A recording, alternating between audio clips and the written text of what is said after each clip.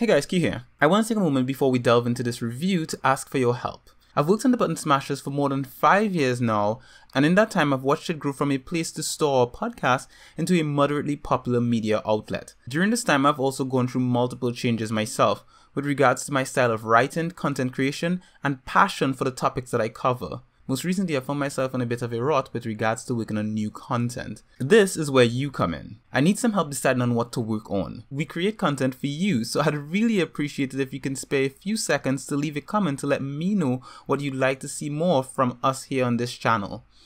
I'll be reading every single comment, so spare a moment before the review and leave your suggestions in the comment section below. Thanks a lot, and with that, let's jump into the review.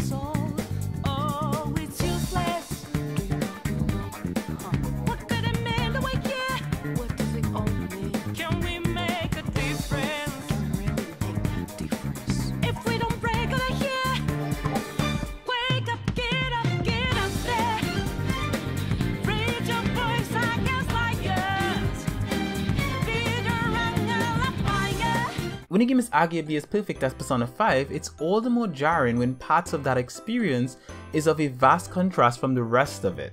What am I referring to? For those of you that have been following the reviews that I've worked on, you probably already know what I'm talking about. For the rest of you, I'm talking about the curse of the silent protagonist. In a game that's so heavily story-driven in such a linear fashion with divergent paths that lead to a few conclusions, it almost seems like a miscalculation by the developers to have a silent protagonist. What is the value of such a thing anyway? Back in the day, it was a byproduct of the limitations of the hardware and storage of the time. But now when we have games that are on average 50 gigabits plus and hardware that can mimic the mannerisms of living beings to such a high degree of authenticity, it's just unnecessary to have silent protagonists. Oh crap, look at the time. I've overstepped the intro a bit. But oh well, this is my review, so I'll give myself a pass. So where was I? Ah, yes, Persona 5. Is it a good game? Should you get it? Is it all that it's cracked up to be? Well, yes to all those questions and more. If we rated games on this site, then this would certainly be something around a 9 out of 10 or something of that nature. However, we don't use arbitrary ratings to quantify the games that we review, so allow me to tell you about the fantastic ride that is Persona 5, and you can decide for yourself if it's the game for you or not. In Persona 5, you play as a young no-name character codenamed Joker. He's a teen who is forced to move from his hometown to another city due to a situation involving him trying to save a woman being accosted by a man on the street, the outcome of which was him being sued by that man and thus being sent to a new city, school, and lifestyle for a year of probation. A shitty situation for someone who attempted to do the right thing, right? Yeah, right. Joker, as he's known by his friends because, well, we couldn't create a character, is no different from any of the protagonists that you would encounter in previous Persona games in that he doesn't talk, but rather lets his actions do the talking for him. Now in a way this is all fine, but it's unnerving to have dialogue boxes pop up with options for replying to other characters only to have Joker grunt or do nothing, then see the other characters respond as if he did. This, and only this, is the single issue I have with the game. The other characters are magnificent. Ooh, and I mean magnificent in every sense of the word. Their design, voice acting, animation, everything. They're all great characters, and they're the primary reason I kept returning to this game over and over. Oh man, it's packed. Sorry for the wait.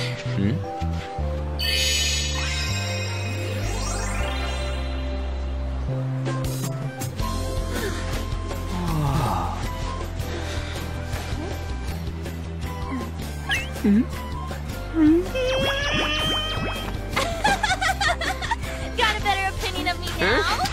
What? Cat got your tongue? Come on. Are we missing one?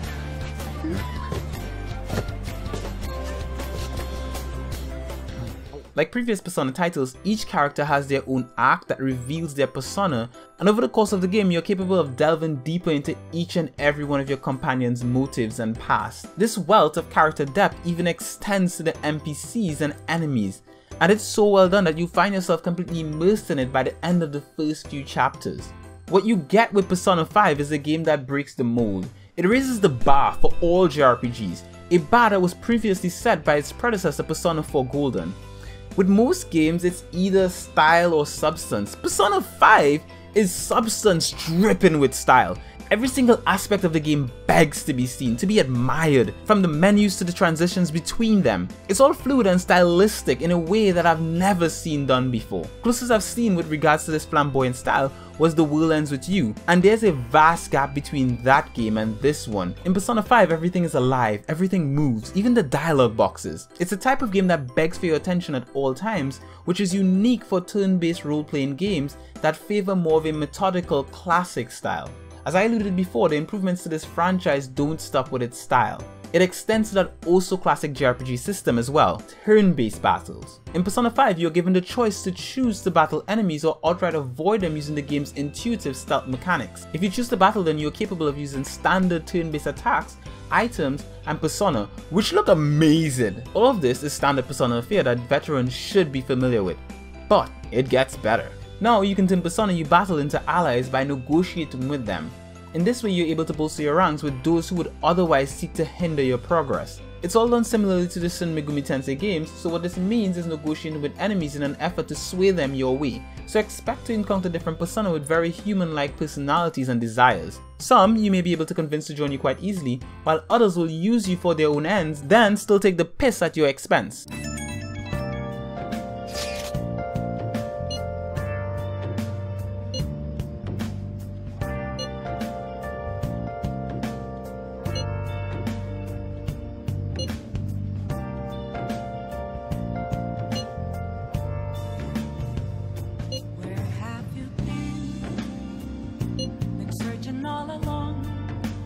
So with all that I've had to say about this game so far, here's my final verdict. Persona 5 is the best JRPG of this year, and some may argue that it's the best JRPG ever made, but that's more of a subjective statement. What is factual is that it improves in every aspect of the gameplay set by its predecessors, as well as infused some new flair to the turn-based subgenre. If the main character had more personality, I'd probably even call this game perfect. Sadly, that's not the case, so it will have to settle for almost perfect. That being said, I do think you should get a copy of this game if you have a PlayStation 4 or a PlayStation 3, if you haven't already. Thank you very much for watching our review of Persona 5 Golden. If you enjoyed this review, make sure to leave us a like and a comment in the comment section below to let us know what you think about the game. And I'll be reading every comment in the comment section, so please make sure to leave us something very interesting. And if you'd like to see more content like this from us, make sure to subscribe to this channel.